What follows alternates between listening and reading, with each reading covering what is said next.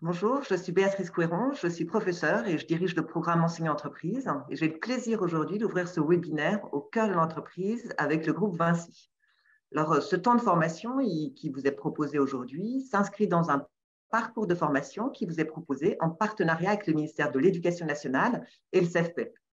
Donc, ce webinaire s'inscrit effectivement dans une offre qui vous permet, in fine, de passer des open badges en suivant le replay, en répondant au QCM qui vous est proposé et, in fine, valoriser vos acquis de compétences.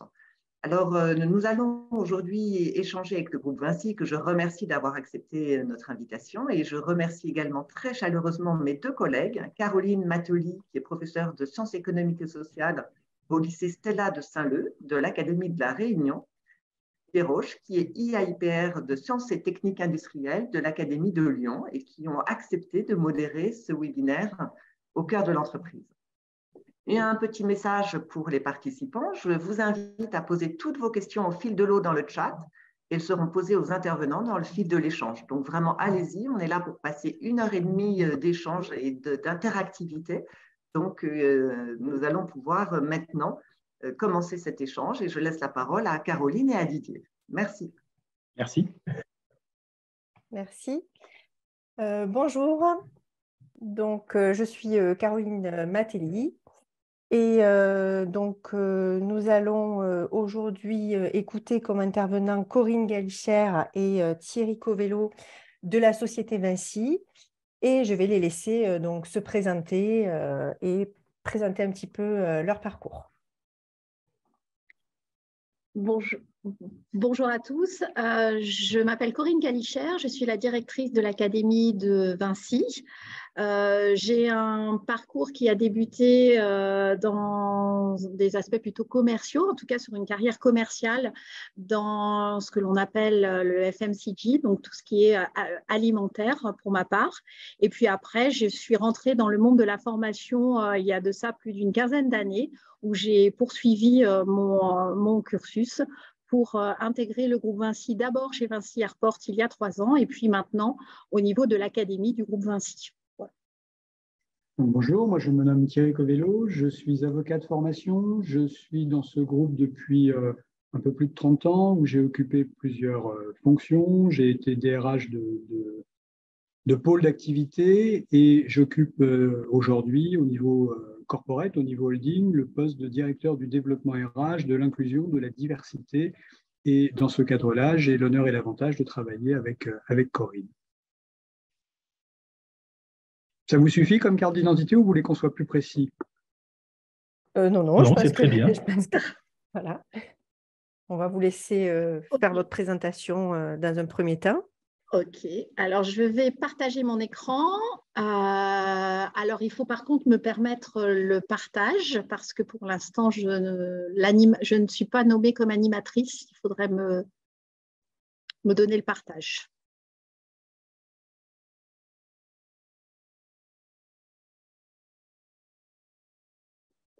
J'attends d'avoir la petite instruction. Ça y est, je suis animateur. Merci beaucoup.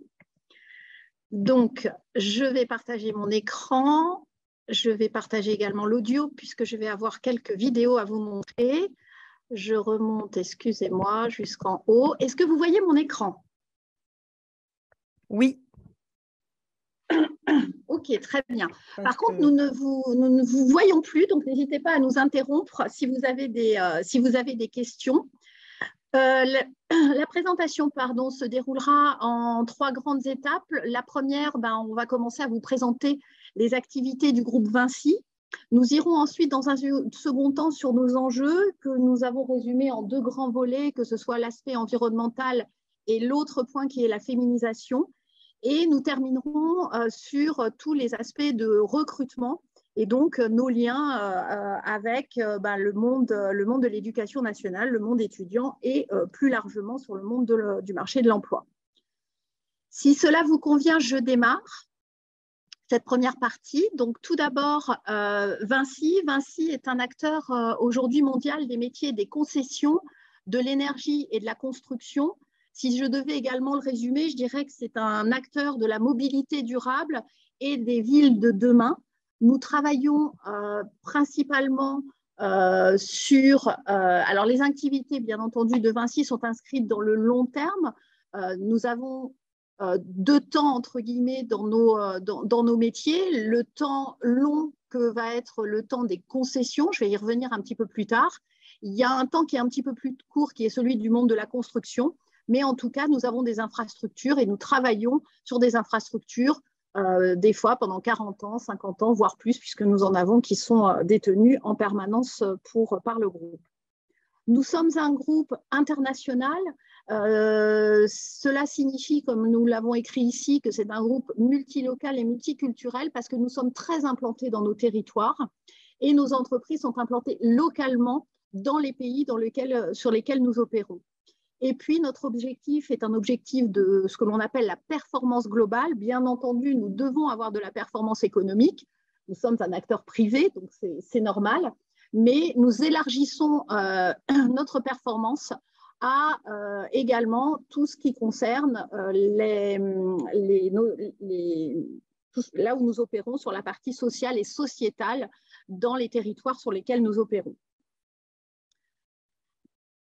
Excusez-moi. En ce qui concerne les grands chiffres sur le groupe Vinci, et j'ai bien conscience que c'est des grands chiffres, aujourd'hui, notre chiffre d'affaires, alors c'est des chiffres qui datent un peu parce que nous venons de publier nos résultats, je vais vous donner les tout derniers. Nous avons actuellement à date 250 000 employés au sein du groupe Vinci, nous faisons 61 milliards de chiffre d'affaires. Et là, sur l'année notamment 2021, nous opérons en moyenne 280 000 chantiers par an. Donc, nous sommes sur des grandes volumétries. C'est un groupe qui est extrêmement décentralisé. Et en fait, cette volumétrie se fait aussi par l'agrégation d'une multitude d'entreprises et de chantiers. C'est ce que nous allons voir après. Ce que nous faisons, nous opérons pour les entreprises, pour les collectivités, pour les utilisateurs et aussi au sein des territoires, au sein de 3 grands métiers, et c'est là où je vais passer un tout petit peu plus de temps. Nous avons des métiers de concession, donc là c'est l'autorité publique qui nous délègue la gestion et l'exploitation d'infrastructures, que ce soit des infrastructures autoroutières, le rail ou des aéroports. Je vais prendre cet exemple-là parce que c'en est peut-être un qui est un peu moins connu. Nous avons les métiers de l'énergie, où là, nous travaillons sur l'équipement des infrastructures urbaines au sens large, et puis les métiers de la construction que vous êtes amenés à mieux connaître au quotidien. Alors, je vais commencer par les métiers de concession. Je voudrais juste que vous me confirmiez par oral, parce que vous entendez bien le son. Je vais passer un petit film pour vous permettre de mieux comprendre ce que l'on fait sur les concessions aéroportuaires. Pour cela, je vais basculer ici. Est-ce que vous entendez le son? Pour l'instant, non. Mais là, oui, ça marche. Très bien.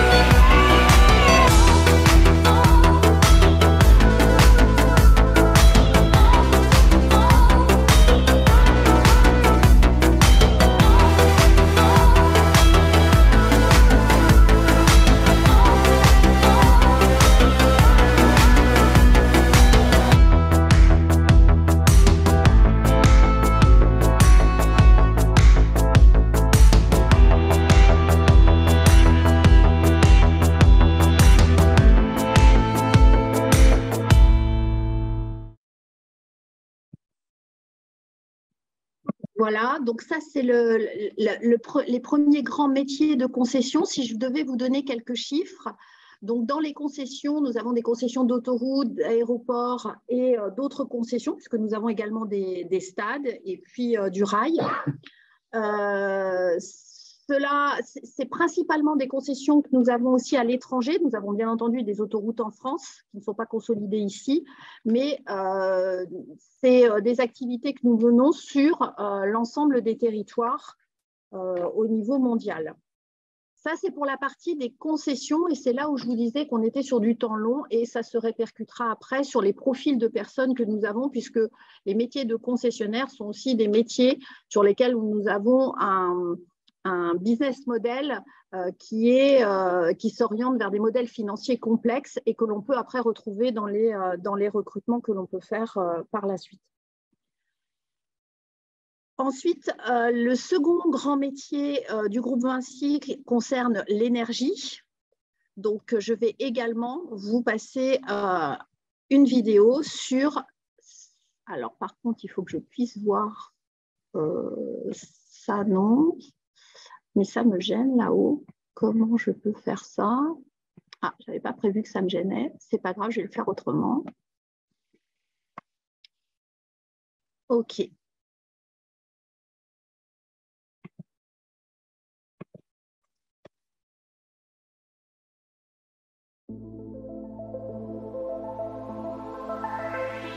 Aujourd'hui, on ne parle que de transition énergétique, écologique et numérique.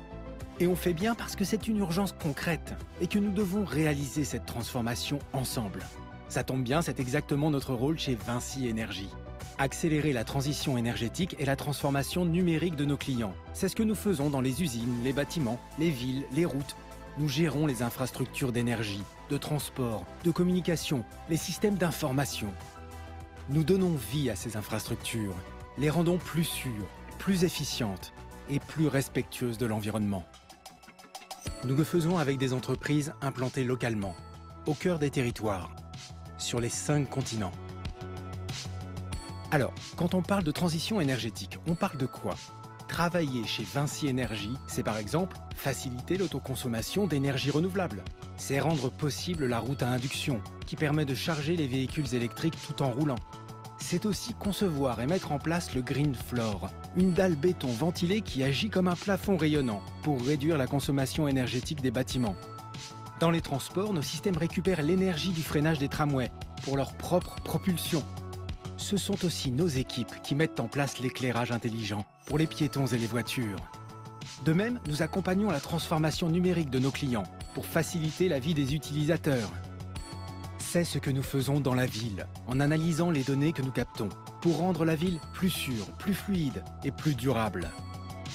C'est notre rôle dans les bâtiments, où grâce à la maquette numérique, nous optimisons la maintenance et la consommation énergétique durant toute la vie de ces constructions. C'est aussi ce que nous réalisons dans l'industrie, en faisant par exemple de la maintenance prédictive pour nos clients, ou en assurant la cybersécurité de leur site. Nous faisons tout cela, de la conception à la réalisation, de l'exploitation à la maintenance de ces infrastructures, en nous appuyant sur notre force particulière, l'humain. Qu'ils ou elles soient responsables d'affaires, BIM managers, data scientists, opérateurs ou opératrices, nos performances reposent sur nos collaborateurs à travers le monde, qui partagent le même projet, être utile aux hommes et attentif à la planète.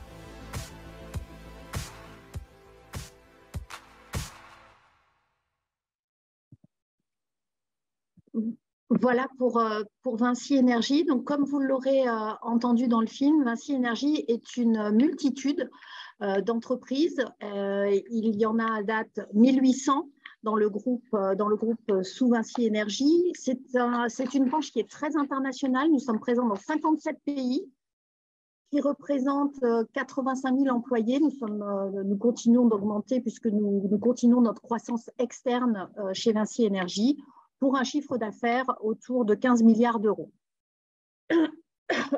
Pardon. Dernier secteur d'activité pour clore la présentation du groupe, c'est l'activité de construction, qui est aussi un très gros volet dans le groupe Vinci, pour lequel j'ai également une dernière petite vidéo.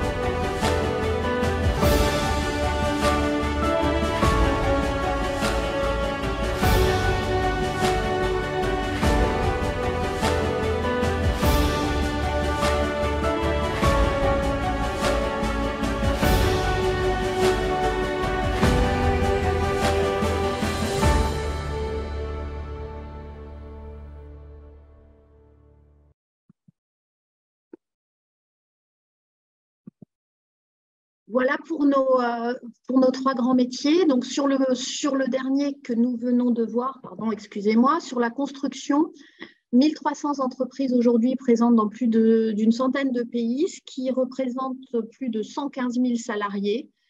Et ce que nous venons de voir, c'est que cela s'opère au travers de plus de 75 000 chantiers par an. Et nous avons également l'exploitation de carrière, où il y en a plus de 360 également. Nous avons également une petite activité au regard du groupe, mais qui est quand même importante et qui est bien connue en France, qui est Vinci Immobilier, où nous faisons du résidentiel et de l'immobilier d'entreprise. Et nous avons cette activité également dans notre portefeuille. Nous agissons, comme vous l'aurez compris, dans l'ensemble des pays. On est présent sur plus de 120 au travers de ces 3200 entités légales. Et aujourd'hui, on a plus de 50% de notre chiffre d'affaires, je crois que c'est 55% de notre chiffre d'affaires qui est fait à l'international, qui est fait hors de France. Nous avons, comme vous l'avez vu au travers de ces films, des relais de croissance puissants à moyen terme, puisque nous travaillons à l'urbanisation, nous travaillons sur la mobilité, nous prenons en compte tous les enjeux environnementaux et les besoins sur les développements d'énergie de nos infrastructures. Avant de passer sur la partie environnementale, juste pour réaffirmer en fait notre ambition, nous sommes un acteur privé d'utilité publique. On souhaite continuer notre développement à l'international. C'est ce qui aujourd'hui est fait notamment par un rachat que nous avons fait récemment en Espagne qui a fait grossir le groupe de 50 000 personnes supplémentaires avec un rachat de Cobra. Dans le secteur de l'énergie. On souhaite conforter notre leadership dans les activités de concession notamment aéroportuaires, accélérer la transformation digitale des métiers et préparer la transition énergétique. Peut-être qu'avant de continuer sur notre ambition environnementale et de partir à la seconde partie, est-ce que vous avez des questions?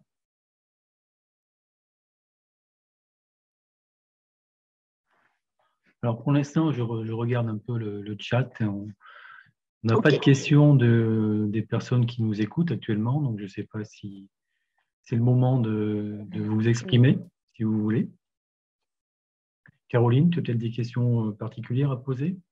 Non, je me demandais juste, vu l'étendue internationale, si c'était plutôt du recrutement local ou pas. Voilà. C'est ce qu'on vous disait quand on prétend être un groupe multilocal. En réalité, on pratique très très peu l'expatriation. C'est-à-dire qu'on n'a pas le sentiment, enfin on ne ressent pas le besoin d'éclairer le monde du génie français, pour faire simple. On a la chance d'être dans des pays qui sont souvent assez développés, qui ont des systèmes éducatifs relativement performants, et on recrute les intelligences dont nous avons besoin dans les pays où nous intervenons. Malgré tout, on a un peu plus de 100 000 salariés en France, c'est-à-dire que c'est déjà un chiffre qui est conséquent. Et quand on fait des études d'impact, c'est-à-dire quand on essaie de regarder ce que ça génère en France, on s'aperçoit que Vinci est à peu près, soit directement, soit indirectement, responsable, entre guillemets, d'un peu plus d'1% des emplois salariés en France. C'est-à-dire qu'à raison des employés qui sont les nôtres, des sous-traitants, des fournisseurs et des effets de ricochet qui se passent, puisque vous l'avez compris à travers ce que vous a dit Corinne, on est sur une logique d'implantation pérenne. C'est-à-dire qu'on a des agences avec des bureaux, des gens localement, une relation avec les collectivités locales, avec le système éducatif. On y reviendra quand on parlera d'un projet particulier. Et donc, là où on est installé, on y est pour longtemps. Donc, on essaye de s'ancrer, de se développer. Et on a déjà on embauche un peu moins de 70 000 personnes par an en contrat durable. Il y a des contrats à durée de chantier, on y reviendra si vous le souhaitez un peu plus en détail ultérieurement, mais on embauche très massivement de façon très locale. Alors, à l'international, quand l'activité se situe à l'international, mais en France, quand elle se situe en France, où on a un maillage du territoire qui est à l'image de ce que peut être la Poste, quoi. C'est-à-dire que dans chaque sous-préfecture, il y a une agence d'un des métiers de Vinci qui est installé, qui a qui 50 salariés, qui 100 salariés, qui 200 salariés, qui beaucoup plus, et qui vit vraiment localement, et donc qui recrute des gens sur le territoire. Est-ce que ça répond à votre interrogation? Oui. Donc, vous êtes quand même étalé sur beaucoup de pays dans le monde, avec chaque pays des normes différentes. Comment vous gérez cet écart de normes, notamment environnementales, entre les différents pays où vous intervenez? Alors, en fait, sur les ambitions qui sont les nôtres, et je pense qu'on a prévu de vous parler de notre manifeste, on a arrêté nous-mêmes une série d'engagements qu'on a essayé de rendre compatibles avec les réglementations, mais notre ambition n'est jamais d'être au seuil de la réglementation applicable. Notre ambition est d'implémenter un standard. Je vais prendre un exemple qui va vous parler. Vous savez qu'il y a quelques années, et ça rebondit de loin en loin, on nous chatouille la plante des pieds avec le Qatar, où on a eu des travaux historiquement. Et effectivement, quand on est arrivé au Qatar, on s'est aperçu qu'il y avait un certain nombre de pratiques qu'on ne pouvait tolérer.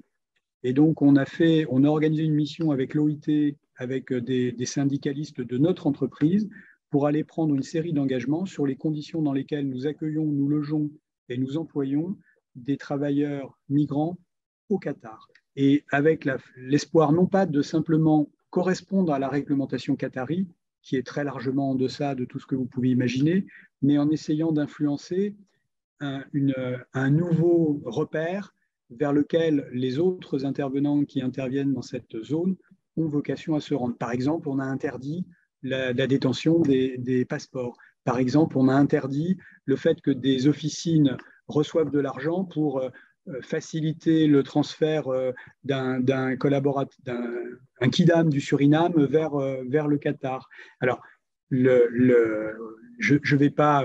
Vous vous doutez bien que j'ai un parti pris puisque je suis très attaché au groupe qui m'emploie depuis très longtemps et dans lequel je m'épanouis beaucoup et dans lequel je suis très heureux.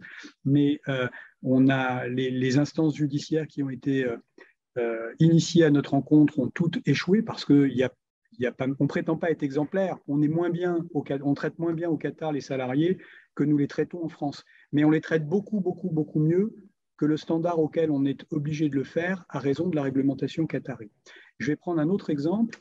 On a décidé de mettre partout dans le monde un standard minimal pour tous nos salariés en matière de parentalité et d'incapacité de travail. Et que ça existe, que ça n'existe pas, que la réglementation le prévoit ou ne le prévoit pas. Si on a un de nos salariés qui devient invalide pour l'exercice de son travail, on s'engage à lui verser 2 ans de salaire, quel que soit le pays du monde dans lequel il travaille pour nous et quelle que soit la réglementation applicable. Et c'est comme ça que nous essayons de fonctionner. C'est de dire, on va essayer de fixer une barre qui nous paraît atteignable et ambitieuse, et on va essayer de faire en sorte, on va s'obliger, nous, à la vivre partout où on travaille, et avec l'espoir qu'à terme, ça finisse par influencer les comportements du pays où nous sommes. Et là, je pense surtout aux pays un peu exotiques où nous sommes. Je ne parle pas des pays européens ou les États-Unis, où je parle de pays plus lointains, où les choses sont quelquefois un peu plus compliquées. On devient ainsi un employeur de référence. On arrive ainsi à recruter assez facilement les collaborateurs dont on a besoin, parce qu'ils comprennent assez vite que c'est une entreprise où il fait mieux vivre que dans d'autres entreprises qui lui ressemblent. Et je pense, l'exemple le plus criant, c'est ce qui se passe en Afrique avec les entreprises chinoises. Les standards sont, mais pas du tout les mêmes.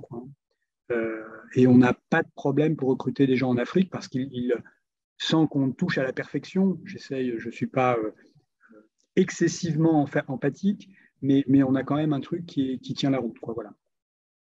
D'accord. Alors là, on était plutôt sur les normes du travail. Alors, moi, on m'a présenté rapidement tout à l'heure, je suis père de SI, mais c'est surtout une formation dans le BTP à l'origine. Aujourd'hui, avec le réchauffement climatique, les nombreux séismes qu'on a connus, notamment en Turquie et en Syrie, est-ce que vous appliquez des normes spécifiques sur les constructions et puis quels sont vos modèles de prévision à ce niveau-là? Alors, il y a beaucoup de sujets dans ce que vous dites. Pour ce qui touche aux normes environnementales, on a arrêté une stratégie environnementale qu'on va vous décrire un peu plus en détail juste après, où là, de la même façon, on pousse partout dans le monde. Par exemple, on a décidé de ne plus faire à horizon 2050 que du béton bas carbone. Bon, il y a des pays où c'est possible aujourd'hui parce que la technologie existe. Il y a des pays où ça va être un peu plus long à mettre en œuvre à l'intérieur de ce délai. Pour ce qui concerne la réglementation parasismique, puisque c'est l'exemple que vous prenez, là, effectivement, quand on répond à un appel d'offres dans un pays donné, on est tenu de respecter les normes en vigueur dans ce pays. Libre à nous d'aller plus haut, mais je pense que la plus élémentaire correction conduit à vous dire qu'effectivement, on répond aux normes, par contre, on y répond strictement. Ce qui m'amène à vous dire qu'en Turquie, si les entreprises qui ont construit les bâtiments qui se sont effondrés récemment avaient respecté les normes applicables en Turquie, la plupart d'entre eux seraient encore debout. Le problème, ce n'est pas tellement la profondeur des normes, c'est le souci de les respecter. Et pourquoi nous le faisons? Ce n'est pas uniquement parce que nous sommes des parangons de vertu, c'est aussi parce qu'on a un problème d'image qui peut être extrêmement nocif et qui nous oblige. C'est-à-dire qu'un truc, je parlais tout à l'heure du Qatar, le Qatar, ça nous a fait beaucoup de mal. C'est-à-dire que notre action est dévisse de 20% en l'espace de 2 jours. Et ça, c'est des sujets avec lesquels on n'est évidemment pas confortable. Donc, on fait tout ce qu'on peut pour les éviter en étant le moins possible en dehors des clous, si on le peut. Voilà. Peut-être que je peux juste, sur la partie environnementale, j'avais prévu de vous montrer les 3 grands axes sur lesquels nous travaillons. Je vais repartager à nouveau mon écran. Comme ça nous permettait de vous voir, sinon avant je ne vous voyais pas. Je repartage à nouveau mon écran. Donc en fait, je vous prie vraiment d'excuser. Donc en fait, on a 3 grands axes que sont agir pour le climat, optimiser les ressources grâce à l'économie circulaire et préserver les milieux naturels. Si si je rentre un tout petit peu plus dans le détail, vous parliez d'engagement tout à l'heure, agir pour le climat. Nous, notre engagement, c'est réduire nos émissions directes de gaz à effet de serre de 40% d'ici 2030 par rapport à 2018. Vous aurez les slides, donc vous pourrez lire dans le détail l'ensemble des actions que nous menons, mais ça, c'est un engagement que nous avons pris sur la partie émissions de gaz à effet de serre. Nous avons, par exemple, des initiatives locales dans l'ensemble des business units dont on vous a parlé tout à l'heure, donc ça se fait aussi au niveau local, mais là, nous avons mené des initiatives dans le cadre d'un prix de l'environnement et vous retrouvez des exemples ici sur l'industrialisation de l'isolation thermique des façades, les mesures et les pilotages des émissions carbone des avions pendant les temps de roulage, enfin tout un tas d'initiatives qui peuvent être prises localement et qui contribuent à notre objectif global. Sur optimiser les ressources naturelles, nous avons une ambition également très forte, favoriser les techniques et les matériaux de construction faiblement consommateurs de ressources naturelles, améliorer le tri systématique pour la valorisation des déchets et le développement de l'offre de matériaux recyclés. À nouveau, vous retrouverez des exemples de ce que l'on fait aujourd'hui. De la même façon, localement, chaque business unit va œuvrer pour cet objectif en matière environnementale. Donc là, vous en avez 4, il y en a bien d'autres, je ne sais plus combien avaient répondu au prix de l'environnement. C'est énorme. Et le dernier, préservation des milieux naturels. Donc là, nous avons également des ambitions très fortes sur tout ce qui concerne la prévention des nuisances et des incidents en systématisant un plan d'aménagement environnemental dans toutes les activités que nous avons, optimiser les consommations d'eau, notamment sur les zones qui sont en zone de stress, et puis tendre vers le zéro perte nette de biodiversité. Donc, tout cela se dissémine dans l'ensemble de notre organisation. Et les objectifs globaux sont donnés certes au niveau du groupe, mais ensuite, charge à chacun des patrons de nos business units de les mettre en œuvre localement. À nouveau, vous avez des exemples, donc réutilisation de l'eau dans des systèmes de climatisation, revaloriser les friches industrielles en zone urbaine, l'optimisation et l'éco-utilisation de l'eau en zone de stress hydrique, mais ça c'est ce dont on a parlé tout à l'heure. Donc, pour répondre au point que vous avez soulevé sur l'environnement, c'est vraiment un enjeu du groupe qui est très, très fort et sur lequel l'ensemble du management et aussi nos collaborateurs, parce que des idées viennent d'eux aussi, sur comment on peut réussir à laisser le moins d'empreintes possible dans notre activité au quotidien. Est-ce que tu veux ajouter un point? Oui, moi je peux… Pardon, vous allez dire quelque chose? Oui, j'avais juste une question sur justement ces normes écologiques. Comment est-ce que vous pilotez la transformation écologique au niveau de Vinci? Est-ce que vous avez un délégué, un directeur développement durable par pays, en France? Alors, comment ça s'organise? Il y a une directrice de l'environnement qui est au COMEX de Vinci. Et puis, dans chacun qui a quelques moyens autour d'elle pour essayer de faire vivre les politiques qu'elle pousse. Et chacun des pôles, puisque vous avez compris qu'on était organisé en silos métiers, chaque organisation a sa propre direction de l'environnement et essaye de mettre en œuvre et surtout de mesurer, de contrôler l'avancée des choses en la matière, avec des choses des démarches qui peuvent être extrêmement différentes. Je vais prendre quelques exemples rapides. Ça peut être des trucs très rocket science, très puissants. Par exemple, on construit des routes qui, vous savez que l'une des particularités de l'enrobé, c'est que ça emmagasine beaucoup la chaleur. Et on a des routes qui ont des systèmes, ça s'appelle Power Road, qui ont des systèmes de tuyaux sous le revêtement, qui permettent, dans les régions ensoleillées, de chauffer une piscine gratuitement ou de chauffer des immeubles de riverains tout aussi gratuitement. Et ça peut aussi passer par des initiatives beaucoup plus basiques pour justement fabriquer les enrobés qu'on met en œuvre sur les routes que vous utilisez. savez que les enrobés, c'est un mélange de granulats avec un tout petit peu de bitume. Et on s'est aperçu que sur nos installations, la plupart du temps, alors on est souvent implanté près de fleuves, hein, on est souvent dans des ports autonomes, parce qu'on se fait livrer beaucoup de choses par péniche, et on avait l'habitude de très longue date de stocker les tas de granulats à l'air libre. On s'est aperçu que comme pour faire l'enrobé, il faut chauffer tout ça, le simple fait de construire des hangars pour recouvrir nos stocks nous permettait d'éviter de la prise d'eau, de l'humidité des matériaux, et nous permettait d'économiser en termes de chauffe, mais des quantités astronomiques mis bout à bout de toutes nos centrales d'enrobage de fuel industriel, quoi, ou de gaz, puisque maintenant on en a beaucoup qui fonctionnent au gaz. Donc tout ça, c'est suivi et c'est monitoré de façon très précise par chacun des pôles. Il y a un reporting chaque année qui dit, ben voilà, on a un autre exemple, je vais être un peu diffus, mais n'hésitez pas à me recentrer si ça vous semble un peu flou, hein. Tous nos engins de chantier aujourd'hui sont équipés d'un système embarqué qui permet de mesurer très précisément la modalité d'usage, c'est-à-dire à quelle puissance sont utilisés les engins, pendant quelle durée ils tournent au ralenti. Et tout ça nous aide aussi pour, quand on les renouvelle, ne pas hésiter à prendre des machines moins puissantes qui correspondent à l'usage réel qu'on en a, parce que nos chers patrons de centres de profit, c'est un marqueur humain. Plus la machine est grosse, plus ils ont le sentiment d'être importants, y compris si, dans la réalité de l'usage, ce n'est pas de ça dont on a besoin, mais on pourrait se contenter d'un matériel beaucoup moins performant. Ce qui nous permet, de facto, d'envisager de passer à du matériel électrique.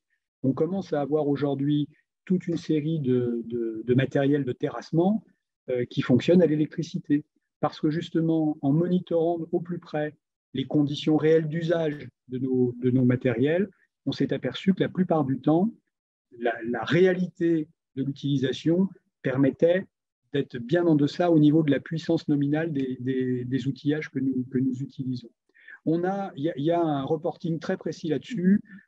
C'est très challenging. Vraiment, la boîte s'est vraiment très, très investie en très, très peu de temps parce que, pour être tout à fait honnête avec vous, jusqu'il y a 3-4 ans, l'ambition environnementale, elle était sotto voce chez nous, quoi, hein. C'était pas notre ambition principale, elle était plutôt sur la cohésion sociale. Et on y viendra un peu plus tard, très investi sur le terrain de la cohésion sociale, et le sujet de la préoccupation environnementale n'est pas monté progressivement. En fait, il est apparu de façon très prégnante il y a 3-4 ans. Par contre, on s'est mis extrêmement vite en ordre de marche avec un plan ambitieux, avec toute un cadre de contrôle, de suivi, de restitution, avec zéro carbone 2050. Enfin, on veut vraiment suivre la courbe des accords de Paris. Alors, tantôt on est un petit peu en avance, tantôt on est un petit peu en retard, ça dépend des sujets, mais il y a la vraie volonté d'y parvenir. Parce que, encore une fois, tout à l'heure, vous nous parlez, enfin, on a vu dans les vidéos la route qui permet de recharger les voitures électriques, parce qu'on est en pleine actualité. En 2 mots, vous pourrez nous en dire voilà, très rapidement.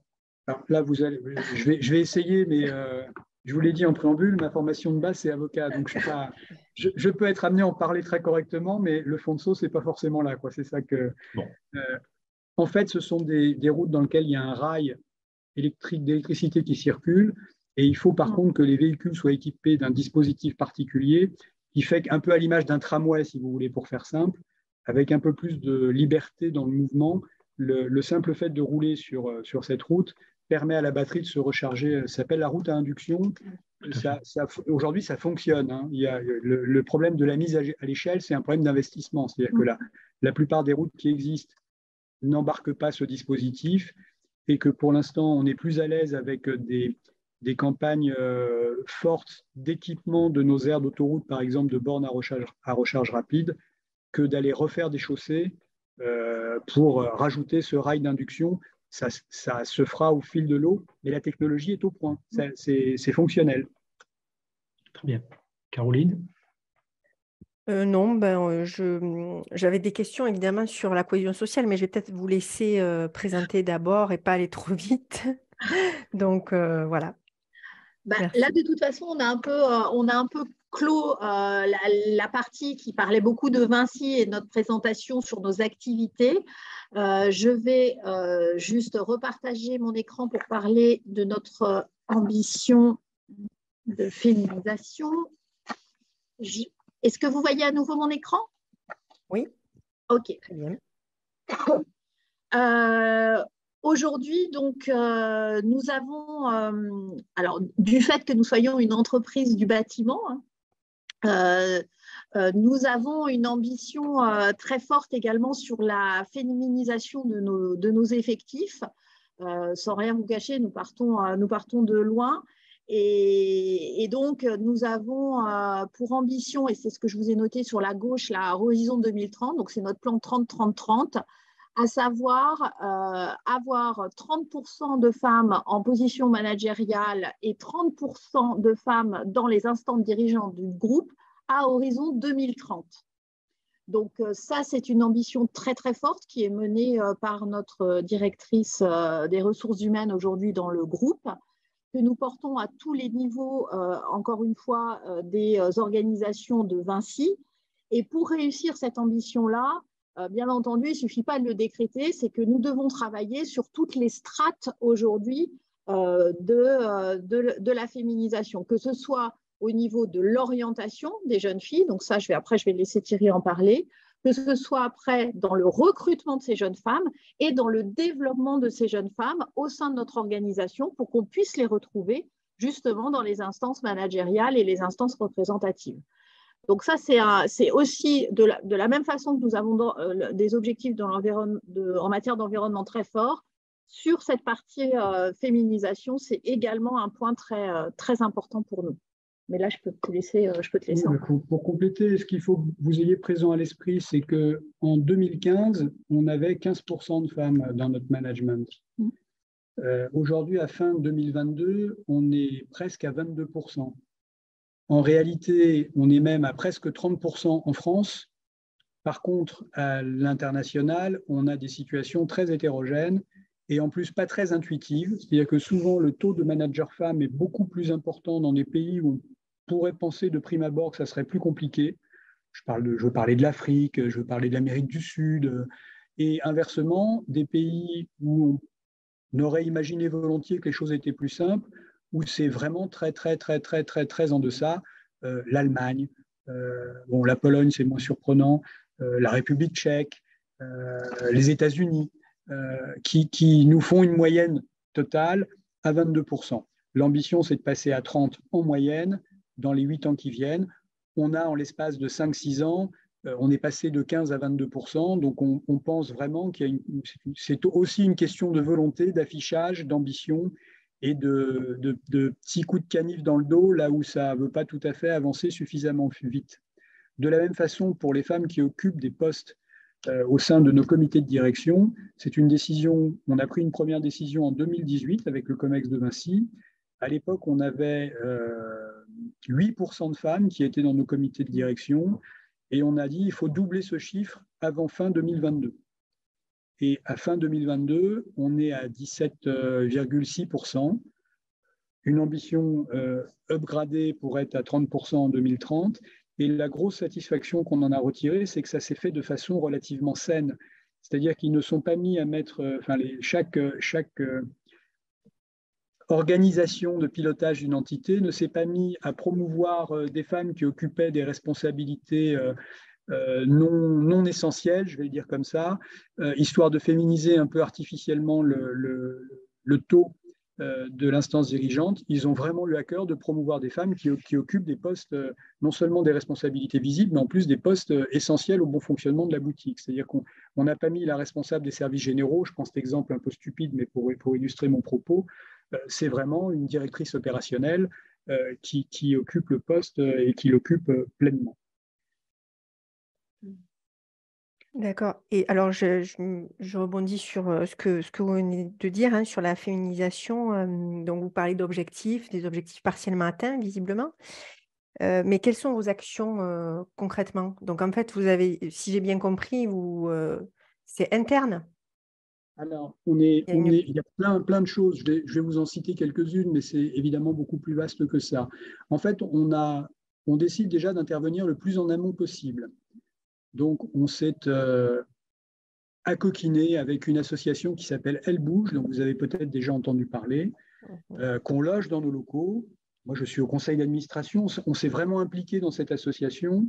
Il y a plus de 600 collaborateurs du groupe Vinci qui sont marraines ou relais. Il y a en tout un peu plus de 4000 marraines et relais dans cette association. Et leur job, c'est quoi? C'est d'aller voir partout des lycéennes et des collégiennes pour les sensibiliser à l'intérêt des études techniques et pour leur démontrer qu'il existe à l'intérieur de ces cursus techniques des possibilités de jobs qui sont extrêmement épanouissants, y compris si on est une jeune femme. Et je vous promets, alors ça n'est pas uniquement des métiers qui ont vocation à s'exprimer chez nous, hein. On amène des collèges entiers au Salon du Bourget, on les amène aux ailes de l'océan, enfin, tous les métiers industriels, l'aérospatial, etc., de façon à les sensibiliser à l'intérêt de ces voies professionnelles et à l'intérêt que peut recouvrer un cursus scolaire qui destine, qui y prépare.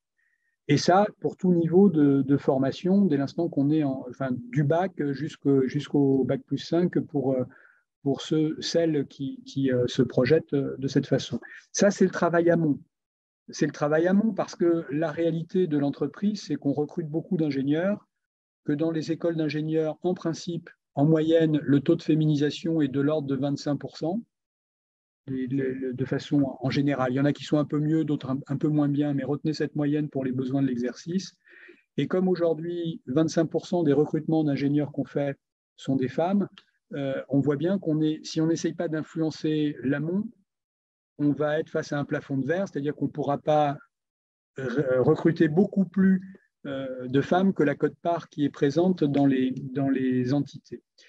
Et puis le troisième sujet, c'est pour celles qui sont déjà dans l'entreprise, et comme Corinne vous l'a expliqué, on a déjà un manager sur 5, sur 4 qui est une femme, c'est de faire en sorte qu'elles progressent un peu plus vite que leurs jeunes collègues hommes en y prêtant une attention un peu plus soutenue.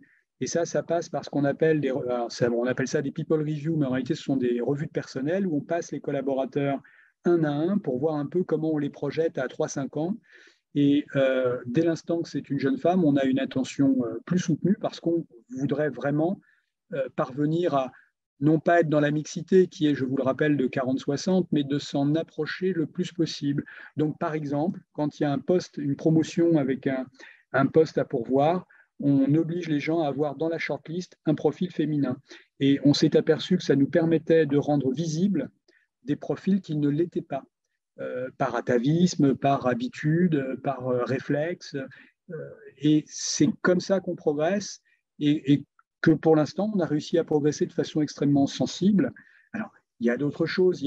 Aujourd'hui, par exemple, c'est la Journée internationale du droit des femmes. En ce moment où je vous parle, et c'est pour ça que j'étais un peu embêté de vous rejoindre, on a créé une web TV qui diffuse sur 24 heures, sur 4 fuseaux horaires différents, toutes les initiatives que prend le groupe pour promouvoir la place des femmes en son sein. Alors, ça passe par des tables rondes, par des films de lutte contre le sexisme ordinaire, par des rôles modèles qui interviennent et qui expliquent leur parcours et la satisfaction qui est la leur aujourd'hui d'exercer la responsabilité qu'elles exercent. Enfin, on n'a pas trouvé la pierre philosophale, mais il y a toute une série de petits gestes qui, alors certains plus grands que d'autres, et tous mis bout à bout, nous permettent de constater les progrès récents. Je vous le rappelle, on est passé de 15 à 22%, notre ambition c'est de passer à 13%, et puis sur les comités de direction, on est passé de 8 à 17%, et notre ambition c'est aussi, là aussi, de passer à 30%. Et tous les feux sont au vert, quoi. C'est une question de volonté, d'affirmation de cette volonté, et de mettre en place les initiatives, les gestes, la posture du patron, la posture des patrons en dessous. Donc, Corinne est bien placée pour vous parler de tas de formations qui sont faites sur le management inclusif, sur comment je tiens mieux compte de ça. Tout ce qui concerne les stéréotypes et les biais cognitifs à travailler au quotidien pour les patrons qui embauchent, qui recrutent, qui promeuvent, etc. Est-ce que ça vous éclaire suffisamment? Oui, alors j'ai juste pour compléter, donc vous allez vers les jeunes élèves, collège, lycée, je vois, Oui. et donc quelle est votre technique en fait pour les inciter justement à ces métiers de faire intervenir des femmes qui sont en exercice dans des entreprises, qui ont D'accord, fait des métiers techniques et qui exercent des responsabilités dans lesquelles elles s'épanouissent. Elles viennent d'accord, parler de leur vie, de leur parcours. d'accord. Et donc concrètement, si alors moi j'ai une filière STI dans mon établissement, c'est pour ça que je m'intéresse. Il faut S'il y prendre a contact avec. Voilà. s'il y a une délégation, alors vous allez sur, je vais être un peu technocrate, vous m'en excuserez, hein, mais vous allez sur le site Elle Bouge. Il y a des délégations régionales. S'il y en a une dans votre région, vous prenez contact avec eux et ils s'organiseront pour envoyer des marraines dans votre établissement, monter un rendez-vous. Vous avez quelques marraines qui exercent dans des secteurs d'activité différents et qui viennent rencontrer les jeunes filles pour leur dire, en fait, en général, le mode opératoire, elles commencent par expliquer que quand elles étaient beaucoup plus jeunes, elles avaient le même type d'interrogation parce qu'elles étaient victimes des mêmes idées reçues, des mêmes stéréotypes, et que finalement, à raison d'une rencontre, à raison d'un événement, à raison d'une occasion particulière, eh ben, elles ont fait ce choix, elles se sont entêtées. Et évidemment que si elles acceptent d'en témoigner, c'est qu'en général, elles sont très satisfaites d'avoir fait ce choix. D'accord. Très bien. Alors, juste, je rebondis parce qu'actuellement, nous, dans l'éducation nationale, nous sommes en pleine phase de revalorisation de la voie technologique. C'est comme ça que c'est appelé au niveau de l'État, puis ça redescend chez nous. Et bon, tant bien, ce matin, j'avais 2 visios là-dessus. Un des grands axes sur lesquels on veut travailler, c'est justement attirer plus de filles vers les voies industrielles. Alors, vous avez donné quelques idées, mais ce n'est pas forcément suffisant. Ça veut dire aussi qu'au niveau des collèges, il va falloir que des entreprises comme les vôtres, mais aussi des artisans, etc., soient capables d'intervenir auprès des jeunes filles et des garçons, évidemment, mais surtout des filles pour leur expliquer que nos métiers, vos métiers, conduisent quand même à des postes de responsabilité intéressants et puis On va vous également des salaires intéressants. On va vous faire plaisir parce qu'on va y venir. Parce qu'on fait plein merci. de choses dont on va vous parler. Voilà. Donc, du coup, je vais directement. Ça nous démontre qu'on a eu raison d'avoir envie de vous parler de ça parce que manifestement, ça répond à des questions que vous n'aviez pas complètement formulées au moment où on a préparé. Est-ce que tu veux parler de ça ou d'abord on parle… Ouais, je pense qu'il vaut mieux parler du reste d'abord et puis revenir un peu plus loin là-dessus. Apprentissage, Vinci s'engage. Vinci est Vinci est normalement ouvert, était jusqu'à un passé récent, normalement ouvert à l'apprentissage. On avait, fin 2021, 4200 apprentis en France. Ça va du CAP au Bac plus 5, hein, avec en général plutôt le focus sur Bac Pro, BTS, et puis malgré tout quelques M1, M2 qui sont souvent des gens qui sont rentrés chez nous en apprentissage au niveau du BTS et puis qui ont fait ensuite qui étaient plutôt successful dans leur apprentissage, qui ont fait une licence pro derrière et puis qui font leur M1, leur M2 dans la même démarche. Ce qu'on a initié il y a 2 ans maintenant, c'est qu'on a créé, vous avez peut-être entendu parler d'une plateforme qui s'appelle Job IRL, qui est la plateforme la plus développée en France pour tout ce qui concerne l'orientation vers l'apprentissage.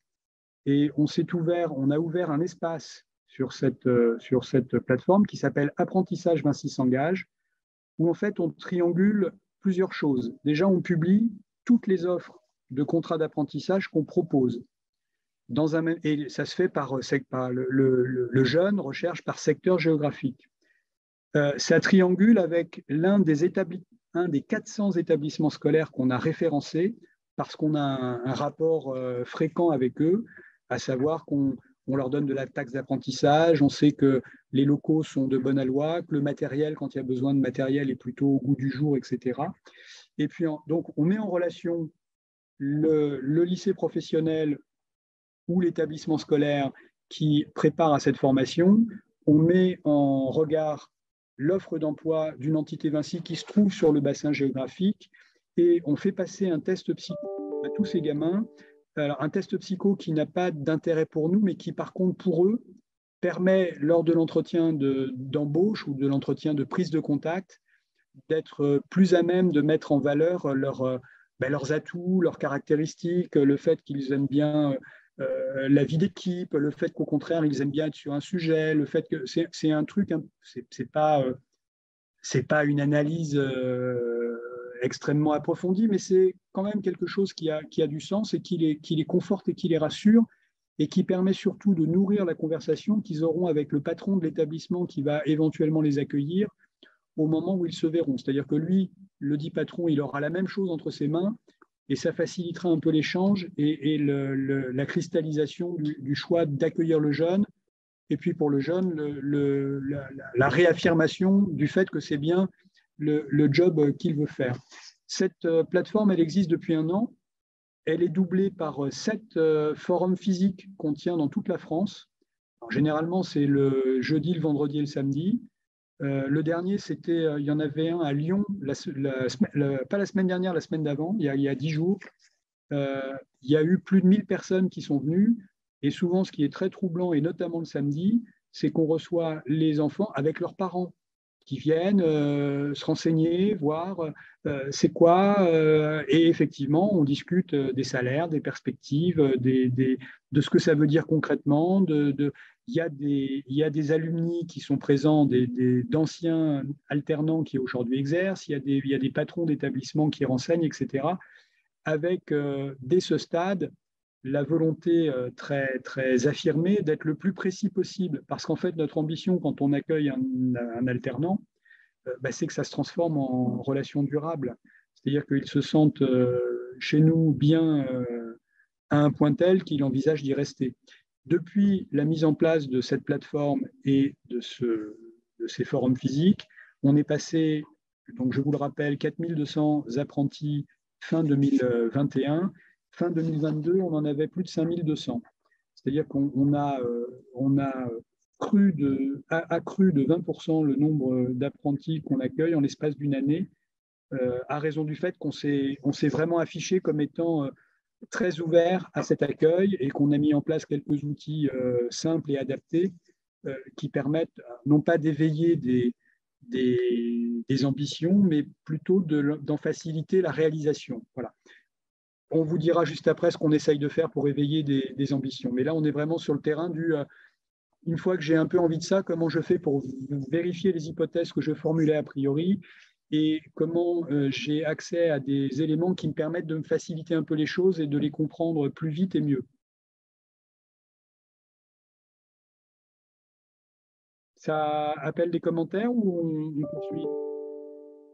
Oui. J'avais juste, parce que j'imagine que vous avez beaucoup de demandes d'alternants et comment vous les sélectionnez?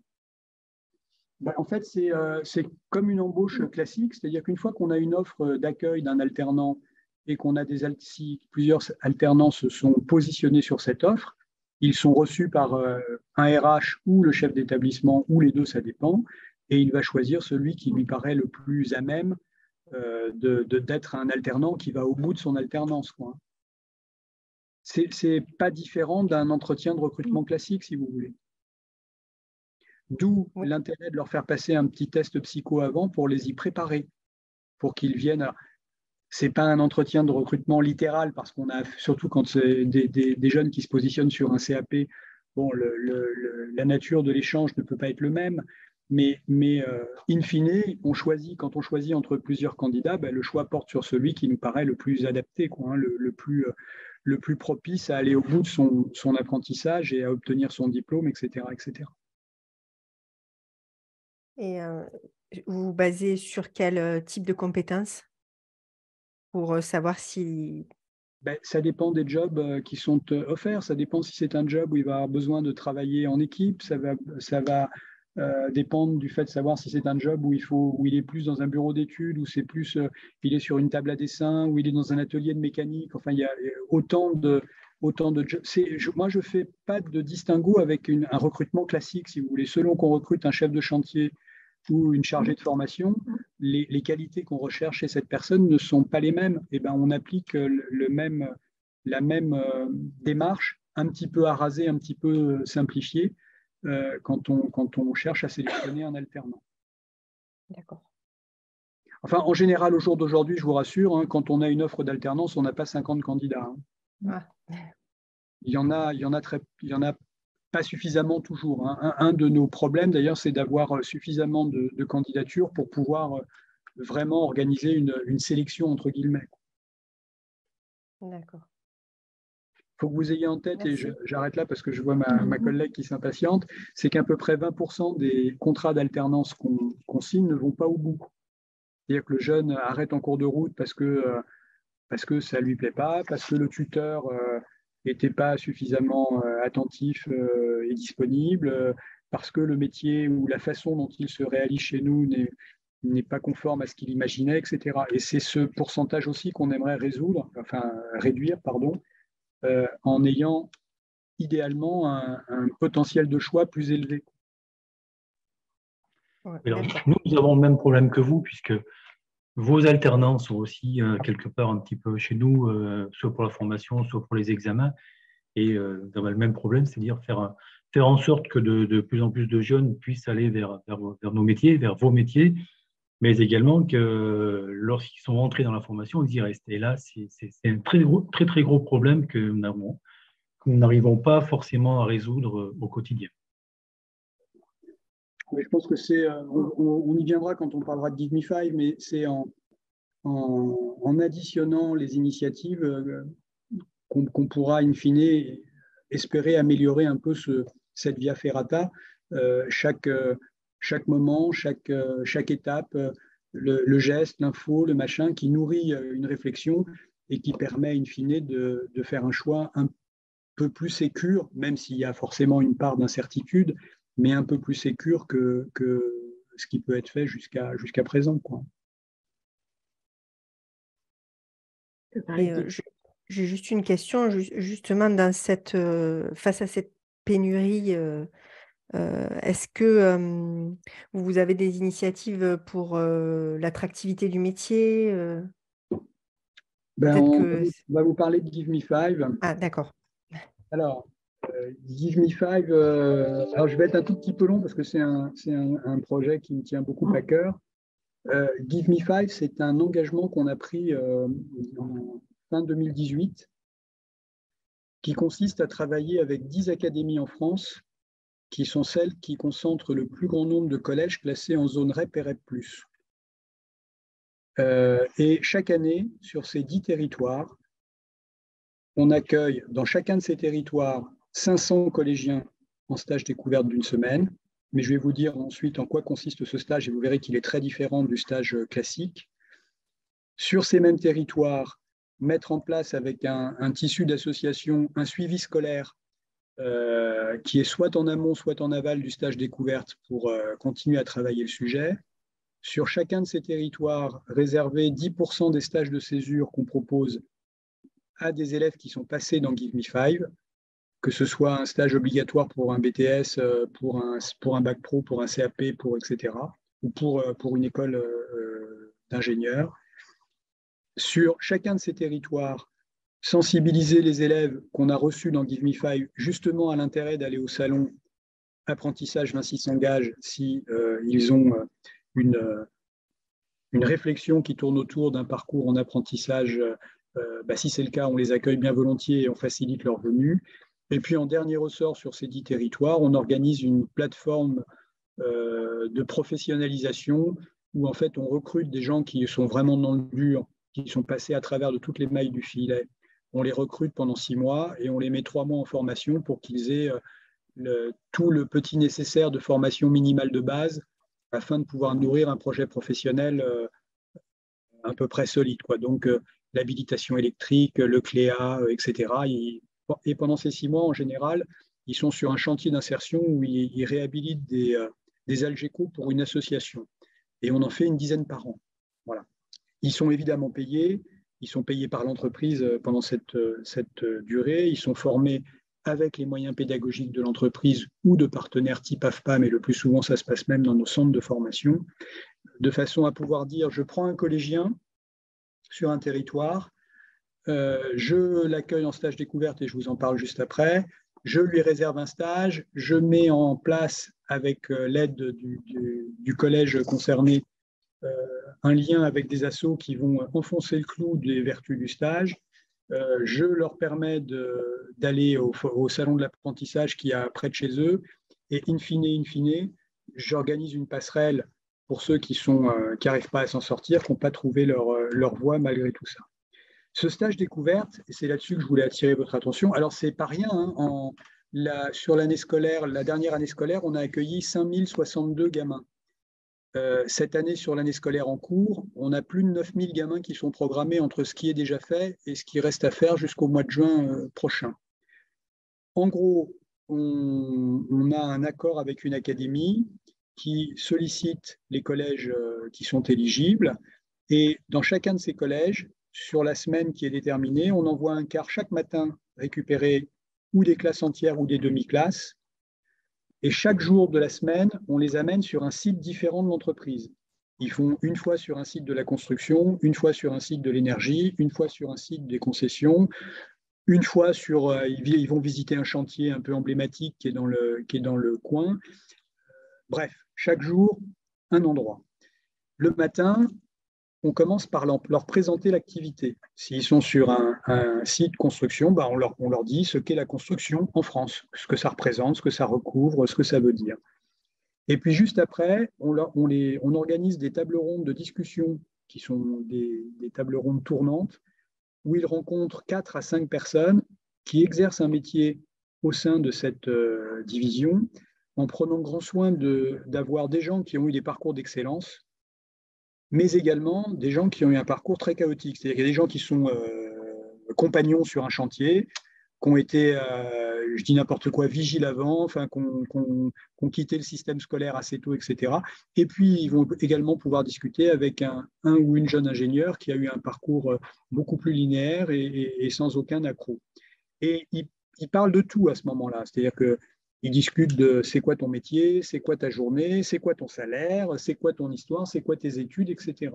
De façon à ce qu'on fasse passer à ces gamins l'idée qu'à ce stade de leur vie, le champ des possibles reste assez large quand même. On ne les accueille pas chez Vinci pour en faire des manœuvres. On veut vraiment qu'ils découvrent tous nos métiers et ils voient dans chacun de ces métiers l'étendue, le spectre des parcours qui sont possibles. Alors, en étant honnête, on leur dit que pour être ingénieur, il faut faire une école d'ingénieur et que pour faire une école d'ingénieur, il faut avoir plutôt des résultats scolaires satisfaisants, mais qu'à ce stade, alors, c'est des gamins de 3e, on reçoit aussi des gamins de 4e, on reçoit aussi des gamins de 3e qui sont en parcours d'excellence, on reçoit aussi des gamins qui sont dans le dispositif Ulysse, jeunes handicapés accompagnés. Enfin, on essaye vraiment d'être le plus ouvert possible.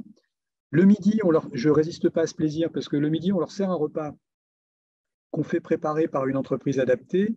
Et là, on a une ambition très forte de leur faire découvrir la joie des carottes râpées, des endives, des choses de cette nature. Et je vous promets que ça, c'est un sport très, très, très, très, très touchy, alors qu'on ne pensait pas que c'était là que ça se situerait. Et chaque après-midi, ils ont soit un cours de prise de parole en public. Un jour, ils ont ça. Le lendemain, ils passent un passeport digital PIX. Le surlendemain, donc, ils visitent un chantier. Le 4e jour, ils ont des tablettes pour jouer à un jeu interactif qui concerne l'implantation d'une infrastructure de transport, de façon à ce qu'ils comprennent c'est quoi le rôle d'un maire, c'est quoi le rôle du préfet, quand j'implante là, à qui je fais plaisir, à qui je ne fais pas plaisir, si je bouge un peu. Et le but du jeu, c'est d'avoir le taux d'adhésion le plus fort possible au projet. En disant, j'ai les associations écologistes, j'ai le maire, j'ai le préfet, j'ai la dimension économique, et comment je trouve le parcours qui va me permettre de rallier le taux de suffrage le plus important. Et ça, c'est un jeu qu'on avait développé quand on a fait la ligne à haute vitesse Tours-Bordeaux, qu'on avait fait en partenariat avec tous les collèges qui étaient le long du tracé de cette voie TGV à haute vitesse, pour qu'ils soient sensibilisés au fait que, bon, d'accord, pas d'accord, certes, mais les choses, c'est un peu l'histoire des éoliennes, tout le monde est pour, sauf quand c'est dans son jardin, quoi. De comprendre que tout ça était un peu compliqué et qu'on devait souvent composer avec des intérêts distincts, contraires, contradictoires, et qu'il fallait essayer de trouver la meilleure sortie. Et puis, chaque fin de journée, on les ramène en autocar au collège dont ils sont partis le matin. Ils sont accompagnés à chaque fois d'une partie de leurs professeurs. On a, nous, une équipe de gens qui sont formés, qui ont leur BAFA, qu'on a recruté pour ça, qui les encadrent pour que ça se passe bien, parce qu'il y a des classes où c'est paisible, il y a des classes où c'est un peu plus sportif, donc il faut quand même qu'on ait une infrastructure pour que ça se tienne et que ça profite au plus grand nombre. Et on a fait des films là-dessus, je peux vous dire que les gamins sont vraiment très, très, très satisfaits. Les professeurs souvent aussi, alors que quelquefois ils venaient avec une petite prévention à notre égard, en disant pourquoi un groupe tel que Vinci, c'est quoi l'objectif que vous poursuivez. Et on avait beau expliquer qu'on n'en avait aucun, que c'était évidemment que si une partie d'entre eux sont demain des collaborateurs du groupe, on sera très content, mais on aurait des moyens beaucoup plus économiques de sensibiliser des gens à nous rejoindre que de dépenser tout cet argent pour aller essayer d'aider des jeunes collégiens à réfléchir à leur orientation future. Puis j'ai oublié de vous dire, depuis 2 ans, on propose un soutien scolaire à tous les enfants de salariés français. Ils ont un soutien scolaire gratuit. Et depuis cette année, on le propose à tous les gamins qui passent dans Give Me Five.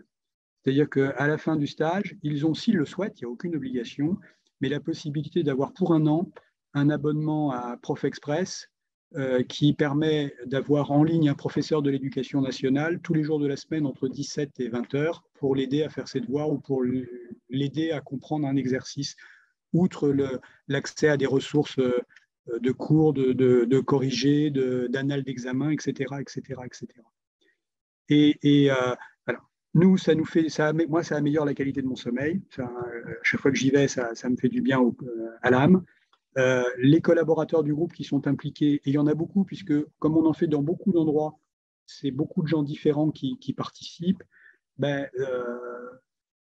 pense qu'ils en tirent de réelles satisfactions. Et puis au-delà de tout ça, ça les rassure vraiment sur l'avenir de la collectivité humaine que nous formons, parce qu'on peut avoir des opinions un peu nuancées sur tel quartier, tel quartier, tel quartier quand on en entend parler à la télé, mais quand on voit les gamins tels qu'ils sont, avec leurs bons et leurs moins bons côtés, hein, c'est pas toujours paisible tout ça, mais on sent qu'il y a quand même un peu de ressources, quoi. Et que même si c'est plus compliqué à canaliser, même si c'est plus compliqué à bonifier, il y a moyen de faire quelque chose. Et je vois qu'il y a quelqu'un qui a un élève qui a participé et qui ne dément pas le côté très positif de mon commentaire.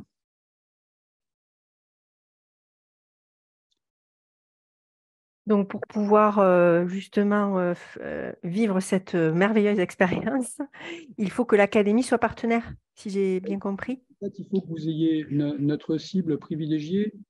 En fait, tout ça est parti d'un entretien que j'ai eu avec le recteur d'académie de Créteil, qui me disait, moi, les stages découvertes, les gamins, ils le font soit dans un kebab, soit à la médiathèque de la commune où ils vivent, quoi.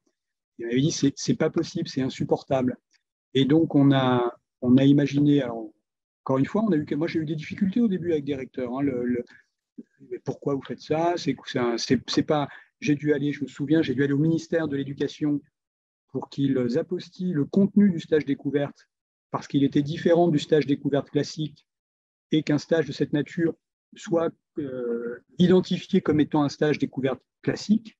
Ça m'a pris presque 6 mois, hein, ça a été un peu sportif. Et puis depuis, ça roule tout seul, et les établissements qui en bénéficient une année se manifestent aussitôt après pour dire l'an prochain, on compte bien y être. Si vous êtes en zone d'éducation REP, REP+, ça doit pouvoir se faire.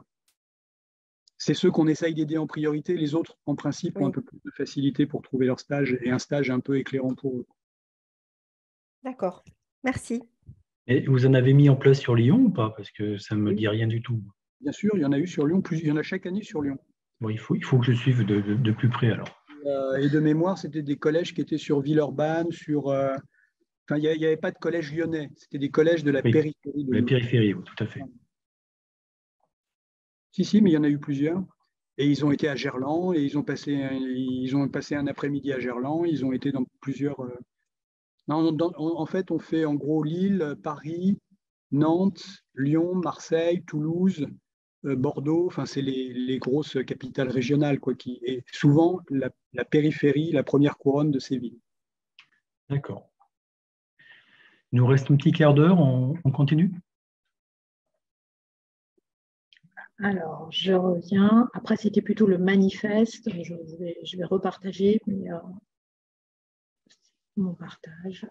Le dernier petit point que j'aime, mais tu peux quand même pendant que tu opères, hein, l'immense vertu que j'y vois aussi, c'est que dans les collèges, moi, tous ceux où je vais, je constate qu'il y a une parité à peu près absolue dans toutes les classes de collégiens. C'est-à-dire, il y a autant de jeunes filles que de jeunes garçons. Et donc, le discours qu'on leur tient, ils l'entendent tous, quoi. Et souvent, les jeunes filles commencent par être un peu surprises, mais ensuite sont très participatives à discuter avec. Déjà, il y a des femmes qui viennent les voir, des femmes professionnelles de Vinci qui viennent parler de leur parcours. Et puis, ça peut révéler, tiens, grutière, je pensais que ce n'était pas possible, c'est possible. Conduire des engins, je pensais que ce n'était pas possible pour une femme, c'est possible. Et puis, ingénieur et commander des équipes de maçons, je pensais de coffreurs, bancheurs, je pensais que ce n'était pas possible, et c'est possible. Là, on est sur… Non, mais c'était pour dire qu'en matière de recrutement, effectivement, on a une large palette, puisque comme tu le disais, on recrute énormément en fait, de personnes par an chez Vinci. Et que là, on était en train de parler des collégiens en zone REP et REP+, mais on a par exemple aussi des initiatives qui vont dans les écoles d'ingénieurs qui nous intéressent tout particulièrement pour nos métiers, du type du concours d'éloquence. Bon, la finale était il y a 3 semaines. Oui. Où là, on a fait venir des jeunes hommes et jeunes femmes qui ont passé des étapes à l'intérieur des INSA. Donc là, c'était plutôt lié aux écoles d'ingénieurs et aux INSA pour participer à un concours d'éloquence. Donc au début, on se dit, bon, ce n'est pas forcément les ingénieurs qu'on attend sur un concours d'éloquence, et pourtant, c'était incroyable. Et il y avait un thème bien précis qui était le thème de l'inclusion qui a été travaillé et sur lesquels ils sont venus au sein du siège de Vinci, dans notre auditorium, nous faire la restitution, les derniers sélectionnés ont pitché et ça a été un moment incroyable et c'est aussi un moyen pour nous, à nouveau, il y a toute la filière technique, mais les écoles d'ingénieurs, on doit aussi attirer les talents et ça fait partie des initiatives que nous menons pour pouvoir nous faire connaître auprès d'eux. Est-ce que tu veux dire un mot sur qui nous recrutons en conclusion ? Oui, ce slide, il est parlant, hein. En fait, on recrute beaucoup de techniciens. Un des secteurs qui a une croissance très forte, c'est le secteur de l'énergie, où on a beaucoup de gens qui sont sur des métiers autour de l'électrotechnique, mais ça peut être des tourneurs frais, des formations très… Le spectre est large, mais des formations très spécifiques, in fine, avec une capacité à évoluer. En fait, ce qu'il faut, s'il y a un message à vous faire passer, c'est qu'on a un dispositif de formation interne qui est extrêmement important. Alors, Corinne intervient pour l'académie, mais il y a des académies dans les pôles qui ont des centres physiques de formation. On dispense beaucoup d'heures de formation parce que nos métiers sont en permanente évolution. C'est-à-dire que j'avais bien vu dans le propos d'entrée à cette réunion, qui était en gros, est-ce qu'il y a des nouveaux métiers qui… mais ce n'est pas tellement ça, en fait. C'est que les métiers qui étaient présents chez nous, par petites touches successives, se vivent, se réalisent au quotidien de façon évolutive et évolutive très vite. Il y a 5 ans, un chef de chantier, il pilotait des ouvriers. Maintenant, il a une tablette PC, il commande ses fournitures, il pointe ses dépenses, il pointe les horaires, il a un suivi sur le rayonnement budgétaire de son chantier, etc. Mais ça, ce n'est pas le BTS qui l'a préparé à faire ça. C'est son intégration dans l'entreprise et le fait que l'entreprise, et c'est vrai de toutes les entreprises, a ses propres façons de travailler et qu'on essaye de lui inculquer tout ça. Mais sinon, dans les métiers de la construction en général, on recrute tout, des menuisiers, des plaquistes, des maçons, des coffreurs, des bancheurs, des tailleurs de pierre, des serruriers. On en recrute sans arrêt, quoi. Moi, je suis très heureux de vous entendre parler du chef de chantier avec sa tablette sur le chantier. Il y a des choses sur lesquelles nous, l'inspection générale, enfin, les inspecteurs, on se bat un petit peu avec nos enseignants en BTS ou à d'autres niveaux pour leur dire qu'on n'en est plus au rotring et au calque, que le BIM et tous les moyens numériques modernes sont déjà sur les chantiers et sont déjà utilisés notamment par les grandes entreprises, mais aussi maintenant de plus en plus par les petites. Et ça, c'est vraiment quelque chose à dire et à défendre. Vous avez raison, mais après, on a un truc avec lequel on a du mal à composer, c'est que même si nos chantiers, notamment les petits chantiers qui durent 3-4 jours, c'est ceux qu'on voit quand on circule dans nos villes. Je ne vous parle pas du gros chantier de construction d'un immeuble où là, il y a toute une infrastructure, une base vie, un machin qui fait que… Mais le petit chantier, ça continue à être des rubalises, des barrières, et puis on continue à avoir 3 gars avec un casque. Alors maintenant, ils ont des gilets avec des bandes rétro-réfléchissantes, alors qu'avant, ils étaient habillés presque en civil. Mais on a du mal à voir la technicité qui maintenant… Enfin, il n'y a plus un repérage qu'on fait autrement qu'au laser. C'est-à-dire que dès l'instant qu'une pelle, un mécalac, une mini-pelle travaille, elle fait toute son implémentation topographique au laser. Vous voyez, on ne plante plus des piquets à tendre des fils à linge. Là, tout se fait. Alors, il y a encore des piquets parce qu'il faut des repères, mais le métier a beaucoup. Et d'ailleurs, aujourd'hui, quand on forme quelqu'un à la conduite d'engin, on essaye de lui donner une double compétence en matière de topographie. Même si son métier ne sera jamais d'être topographe, il faut qu'il soit à même de se situer dans l'espace, de comprendre et de mieux travailler, in fine, parce qu'il a un vernis sérieux sur ces sujets-là. Reste l'image. Il faut savoir dépasser l'image des 3 gars, du casque sur la tête et du marteau-piqueur quand il y en a. Merci. On a un petit peu débordé sur Excusez-moi, on a un petit peu débordé sur le métier du BTP, mais pour revenir un petit peu en arrière, vous avez parlé des concours d'éloquence en école d'ingénieur. Vous savez que maintenant, au niveau de la réforme du baccalauréat, il y a déjà quelques années, on a mis en place le grand oral, qui est une épreuve d'examen au même titre que les autres. Est-ce qu'il n'y a pas des choses aussi à faire à ce niveau-là, au niveau des classes de terminale avec vous ? Pourquoi pas? C'est des trucs auxquels on peut réfléchir. Moi, je pense que nous, le concours d'éloquence, ça nous intéressait pour 2 raisons. C'est que déjà, on constate que souvent, nos ingénieurs, s'ils ont des qualités techniques très soulignées, n'ont pas toujours des qualités managériales aussi poussées qu'on le souhaiterait, à raison de leur façon d'être, de leur façon d'interagir. Et donc, tout ce qu'on peut amener qui facilite un peu les choses à ce niveau-là est le bienvenu. Et par ailleurs, le concours d'éloquence portait sur l'entreprise inclusive. Et dans le cadre de ce partenariat qu'on a avec les 6 centres INSA, on est vraiment sur l'ingénieur humaniste. C'est-à-dire que nous, on a besoin d'ingénieurs, mais qui soient bons en technique, mais qui soient aussi ouverts au monde qui les entoure, préoccupés par la cohésion sociale. On espère parce qu'ils sont naturellement bienveillants, mais surtout parce que c'est une condition de développement et de pérennité de nos business. C'est-à-dire que même s'ils ne se sentent pas l'âme de l'abbé Pierre, il faut qu'ils comprennent que ces gestes, cette ouverture d'esprit, cette façon d'être disponible pour ce qui nous entoure, c'est aussi une façon d'inscrire nos métiers dans la durée, nos activités dans la durée. Voilà. Donc, moi, j'ai pas de… après, on est investi dans beaucoup de choses, donc il faut qu'on fasse attention à ne pas trop se démultiplier pour que ça ne perde pas de sens, mais on peut regarder quelque chose de cette nature, oui.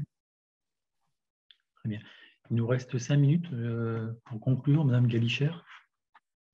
Non, ce qui me semble également important au regard de tout ce que vient de dire Thierry, c'est que, comme il l'a dit très justement, on embauche des gens à un instant T de leur vie avec les compétences techniques qu'ils ont acquises au sein de leur école. Ce que l'on souhaite, c'est avoir des jeunes qui…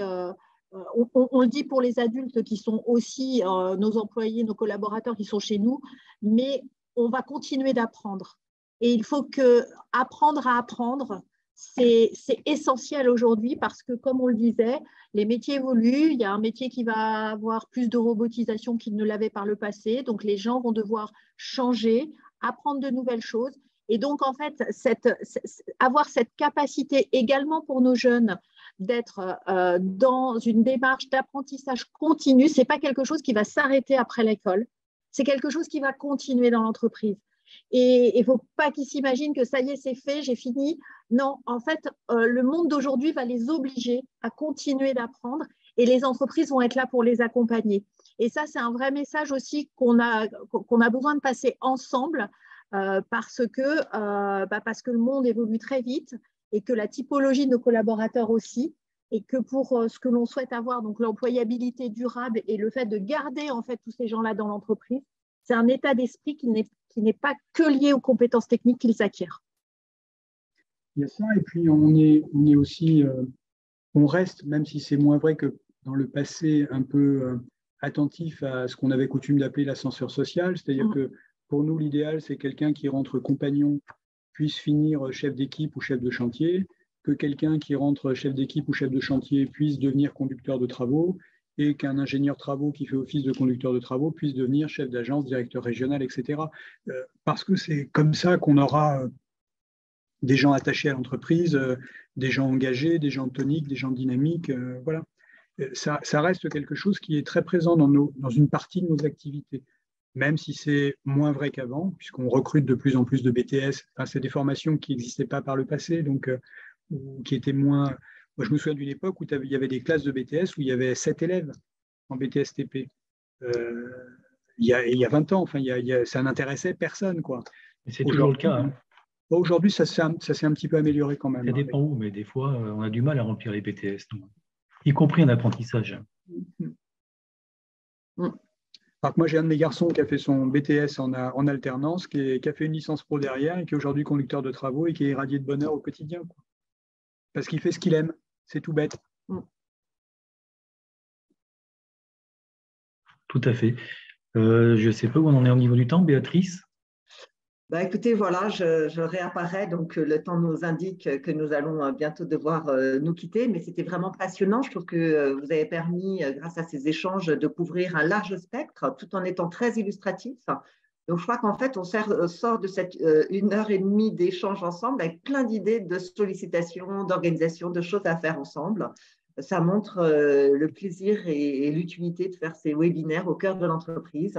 Vous savez que sur les sessions précédentes, il m'a été rapporté que de nombreuses actions ont été menées ensemble et diffusées auprès des élèves. Donc, je suis sûre que ce webinaire ensemble avec vous, Vinci, fera œuvre utile aussi pour pouvoir donner lieu à d'autres actions ensemble. Okay. Très bien, merci. Alors, pour terminer, vous retrouverez sur le site Melchior la très belle présentation que vous nous aviez envoyée, Corinne Galuchère, avec également le QCM pour passer les Open Badges dont je vous ai parlé. Également, toutes les informations utiles que vous pourrez nous transmettre. Là, vous nous avez parlé d'un certain nombre de projets. C'était moi qui racontais que dans ma classe, un élève avait parlé les étoiles dans les yeux de votre projet.